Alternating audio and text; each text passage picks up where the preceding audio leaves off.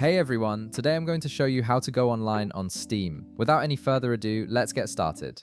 First, you'll want to open your Steam application on your computer and log in with your credentials. Once you're logged in and can see your Steam library or main dashboard, you'll notice several navigation options at the top of the window. This is where you'll control your online status and visibility to other Steam users. Now direct your attention to the upper left corner of your screen. You'll see a menu option labeled Steam.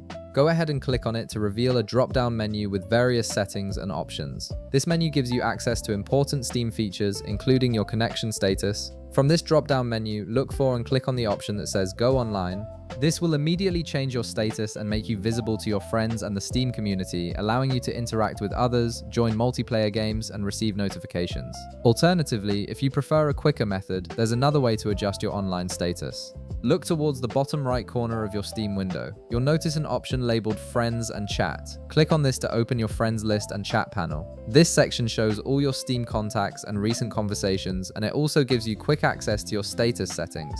Once the Friends and Chat panel opens, locate your username at the top of this panel. Right beside your username, you'll see a small icon that represents your current status. Click on this icon to reveal a list of status options available to you. From this list, select Online. This action will update your visibility status across Steam, letting your friends know you're active and available. Both methods achieve the same result, so you can choose whichever feels more convenient depending on where you are in the Steam interface. And that's it. You've successfully changed your status to online on Steam, making yourself visible to friends and ready to engage with the community. If this video helped you out, be sure to leave a like, subscribe, and I'll see you in the next one.